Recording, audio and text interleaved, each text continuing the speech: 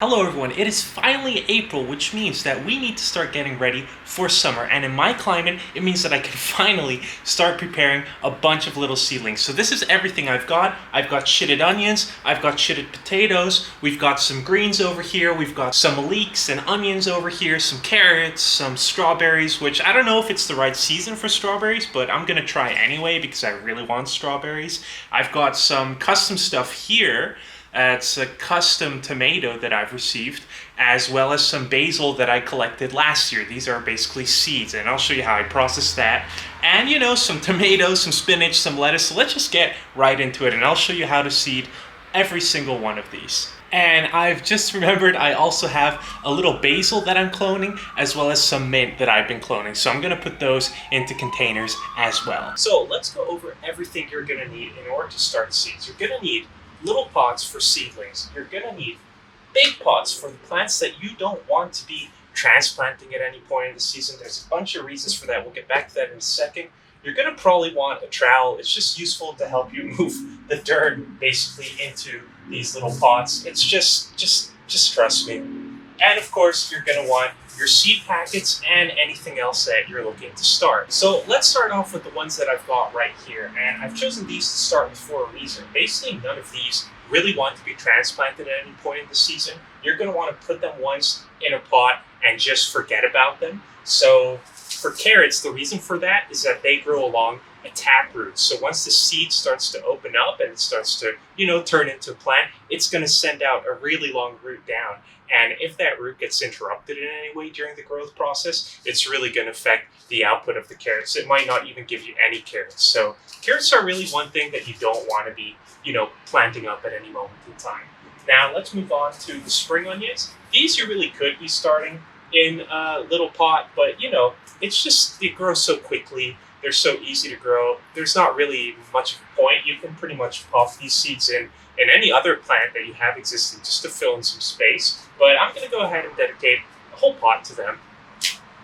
Now we've got leeks as well, and leeks are kind of similar to onions and carrots in the sense that they don't really do well with being disturbed in the ground. You really want to plant them once and then forget about them. That's not to say that you couldn't start off in little pots for these. You could if you wanted to, but it's just really not worth the effort. And then finally, we've got these potatoes here, which as you can see are chitting absolutely beautifully. And that means they're more than ready to go into the pots. And I'm going to walk you through the process for that. Now, you're also obviously going to want a decent amount of water. It's important that whatever soil you're using is kind of wet already so that the seeds really make good contact and have access to that moisture. So I've got here a pot, which I haven't really filled up very much. It's about 2/3 of the way up.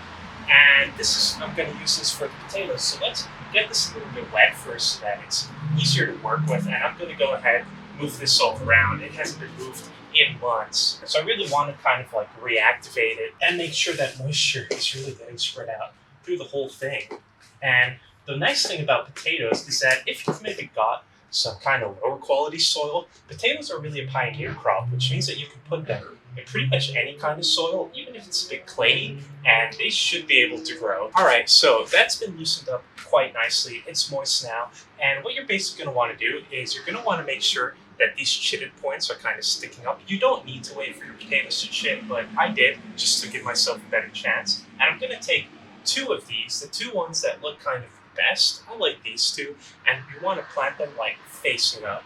And I'm going to go ahead and put them quite deep, almost as deep as I can, probably at this level kind of. And as they start growing, I'm going to be hilling up this container and adding dirt until it's pretty much at the top. And that's just a process to kind of maximize your potato yield. So let's go ahead and make 2 holes in here. I'm thinking quite deep, so that one's going to sit quite comfortably down there. In fact, you can kind of let the chitted thing kind of peek up above the dirt. Just make sure that the whole potato itself is underneath. So I'm going to go ahead and make another one here. Plop this guy in. Give it a bunch of dirt. And that's going to be good. These two are going to grow absolutely brilliantly. And I've already got a bunch of dirt on the side here that I can just mound up on them as soon as I start to see these potatoes start to grow. So that's it. These potatoes are done. Now now I've got these 2 onions here, and I want to do a pretty similar process. So this dirt, once again, it's very dry. I haven't really done much to it lately. So I need to make sure I get this kind of wet. I reckon these onions are going to be more or less fine. But let's just go ahead, get this kind of, at least the first layer, nice and wet. And these onions, I'm going to pop them in so that the green part and just about the head of the onions keep popping out of the ground. So that's going to look something like this. And I might want to put something else in this container, but you know what? Let's just plant these 2 as well as I can. So that looks something like that for this one. And there we go. Now, I had a little issue with onions rotting out on me, and my perlite hasn't arrived, so I will be planting pretty much everything in pure compost right now. But there are definitely some vegetables that would really benefit from a little bit of perlite to get the soil a little less compact and a little bit more air access to the roots. So that leaves us now with carrots, and I've got a Chantenay variety here, which is a pretty fast-growing variety, but anyway, carrots are pretty fast. You're going to be waiting, I don't know, around 50 to 70 days, maybe up to 120, which is quite long for a carrot to really come up. But these Chantenay carrots are kind of small, which is perfect for the containers, because if I was just to grow a regular carrot in here, it might not have enough space all the way down. I mean, there might be enough, but by growing a small variety, I guarantee that they're going to be fine. The way to do that for carrots is basically, once again, we're going to want to get this wet, and I am out of water. So I've upgraded to a bit of a bigger watering can because I feel like this is going to be a recurring thing, and carrots really need a lot of moisture content, especially in the beginning of their lives. So make sure that wherever you're growing them, you get it really nice and wet and keep it moist throughout the whole time. In fact, as soon as I put these in, I'm going to add a really thick layer of mulch over the top. All right, so what you want to do with carrots is you really don't want to be sowing them too deep below. So what I'm going to do is I'm just going to build a bit of a channel, draw kind of a circle. Maybe I'll put some in the center as well. And I'm just going to go ahead and grab this packet, kind of run them around that circle, let them kind of fall in softly. Kind of, oh, that's going to be way too many. All right, we're going to need some manual intervention here. Basically, you're just going to want to sprinkle that around. I've got way too many seeds in here. Okie dokie. Well, I guess I'm going to have a pretty good germination. Let's shove some in the middle as well. Jeez, okay, I really went overboard there. But you're going to want to cover these up lightly. Don't do it that way. Try to be a bit better. Just once. That's really not ideal. But yeah, basically, as they start growing, you're going to want to thin them out anyway. So I'm not too worried that there's way too many seedlings in there. That's way too many seeds in there. That's actually even probably a good thing to make sure I'm actually getting some germination, because I've been having issues growing carrots this season. So I've decided I'm just going to go ahead and plant these inside these little containers, see it as an experiment, see what happens. I really do recommend putting the leeks and spring onions in its own container from the beginning. But, you know, go ahead and try it. I'm going to shove everything together for kind of brevity and keeping this video as short as possible. But let me show you something really cool. So if you've got a really successful basil plant which smells absolutely incredible, and the same goes for mint, which my mint has actually died. I'll show you that in a second. But basically, what you can do is you can take cuttings from this, put it in a glass of water, and you'll see it develop all these roots over here. And this means that you can basically take this and plant it somewhere else, which is absolutely brilliant, because basil is a lovely companion plant for a lot of things, but amongst the best ones are tomatoes, and I plan on growing a lot of tomatoes last year. I had a lot of success last year. So I'm basically going to be cloning basil the whole season to be adding into those tomato pots. But for now, since I don't have any tomatoes, I'm also going to put these in little kind of pots over here to give this a little bit more time to grow nicely. Now, the mint, thank God I actually started these kind of bigger ones. You can see the root on this one is insane. I've even cut this one down and plopped one back in the hopes that it gives me even more. But I need to replace my mint plant. My mint plant absolutely got clobbered because I went on vacation and forgot to water it for almost 2 weeks. So this guy is going right back into the mint pot, which, as you can see, is dead. It is gone. It's not there anymore, guys. So I'm gonna just pull this whole thing out, honestly. I'm just gonna go ahead and throw that right into my compost pile, which I've got here. It's growing quite nice in my compost, actually. I'm quite happy with that. I'm gonna put this in the center, make sure to give that root a really, really nice space to kind of, you know, habitat, because this is really, really going to be a strong mint plant over here. And these are going to run off and turn into other mint plants. That's actually how mint multiplies itself. It sends out these runners underneath, and these turn into plants themselves. So I've planted this really nice and deep, and this just goes to show it's always good to have backup plants of the plants that you already have in case something goes wrong. Like with this mint, I did not expect it to die like that. All my other plants were fine, but my mint was inside, so it didn't get any sunlight, it didn't get any rainwater, and it just, didn't make it. So that's why I'm glad I had this backup. Moving on now, pretty much everything is going to be potted into these little containers. So I'm going to go ahead and prepare a bunch, and then I'll walk you through each individual plant.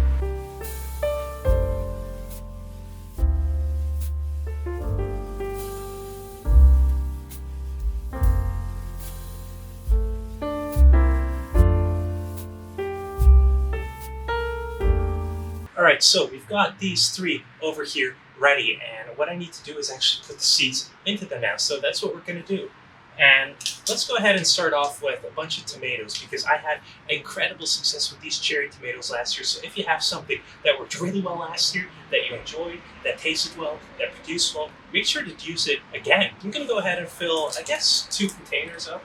And these seeds are pretty small. And I don't have to put them too deep, but I do want to put them a little bit deep. So I'm going to basically make a whole middle is what I'm doing. I'm going to go ahead and plant, that's smooth. I put like 5 in there, so maybe move that around a bit, but that should basically give me a couple of seedlings for this one, and I'm going to try to do the same again here. This time, I feel like a rocket. If you feel any kind of like big thing in these, make sure to take that out, because that's going to affect your seedling growth. So yeah, there's like huge wood chip in there. You don't want that in there. Last year I had almost perfect germination. I reckon if you just do 2 in each and really want to go crazy with the tomatoes, you can probably do that, and you're probably going to be fine. Now I've got this one, which I received from a friend, which I'm also going to be planting, which gives me, I guess, 3. I'm going to do 2 of these as well, so that's going to be 2 more tomato pods.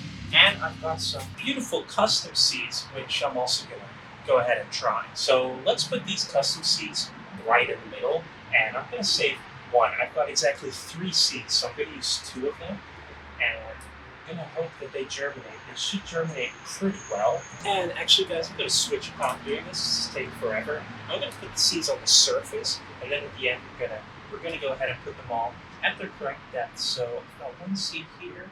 All right, those 2 should be very happy seeds. This red robin over here, which should be really interesting. So let me go ahead and cut this one open. So most seeds are going to last you about 5 years, give or take. The germination might drop off a little bit, but yeah, you can basically keep reusing seeds for quite a while without worrying, hey, are these seeds still going to work for me or not? So that's what we're doing here. So these have also come in a nice little Ziploc bag, and I'm going to go ahead and plant 1 or 2 of these. I think 2 is going to be good. So I'm going to need 4 seeds for that. And that's going to be the tomatoes. I mean, I've got 1, 2, 3, 4, 5, 6. I've got 5 or 6 tomatoes basically ready to go. Where these seedlings are going to go. I don't have a huge space, so that's going to be a lot of tomatoes. Next, I want to talk about the radish, because I'm going to do something a little bit unconventional. Now, radish also doesn't like to be transplanted. You can do it, but it's a bit like the carrots, because it's going to grow along a taproot. Beetroot, you definitely don't want to transplant.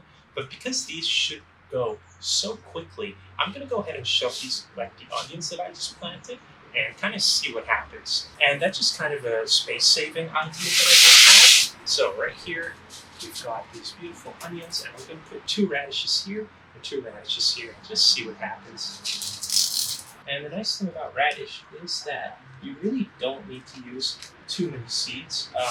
They're kind of big seeds, which usually means that there's multiple seeds inside of them. Now, I don't know if that's the case with radish, but I do know that I have exceptionally good germination with them. So I'm really not worried that I'm putting 2 little seeds in here and they're not going to do anything. I'm fairly confident that they will. All right, so now let's move on to basil, which have a pretty similar watering needs to the tomatoes. And I've got a nice, lovely new packet here. But what's really exciting for me is that I've got this basil seed that I basically saved from last year. And if I go ahead and give this a couple flicks and shake, you're going to see all of these black seeds on the bottom. I hope the camera is focusing on that. And all of those little black things are actually basil seeds that I can go ahead and plant. So I'm going to go ahead and do that. So get rid of all of this brown fluff over here. Get some seeds and sprinkle them on top over there. You know what? I think 2 is going to be good. I've also got another one just growing, as well as my clones over there. And once again, it just smells so lovely. So let's go ahead and try this new variety of basil as well. And I'm hoping this one is still free. You guys will laugh at me if it isn't, but I think it still is. Of course, I'm going to go ahead and put these in there. I'm going to have a lot of these seeds, and basil grows really quickly, so I'm not too worried if I make a mistake here. What I am more worried about is those tomatoes, because those tomatoes take a long time to come up. And I've got some really, really special, nice varieties here this time. And last year I definitely started them way too late. I think I started everything like beginning of June or last week of May. So starting right now in the beginning of April is definitely going to be the right move. So I've got these basils over here. They're tiny, tiny, tiny little seeds. And let's just go ahead and sprinkle those over this container here. Move them around a bit manually. And I'm basically just going to put a nice little layer of dirt on top of these. I think that's going to be the best move here. So we've got our tomatoes and basil tray done. I'll put that over here. And moving on now to the next tray, I've got a packet of wonderful chives. But the thing is, I've already got a chives plant that's doing absolutely brilliantly. So I don't really feel the need to plant these right now. I'll show you the plant that I did manage to overwinter already. A couple years in a row, by the way. It's the only plant I've managed, so definitely recommend growing that.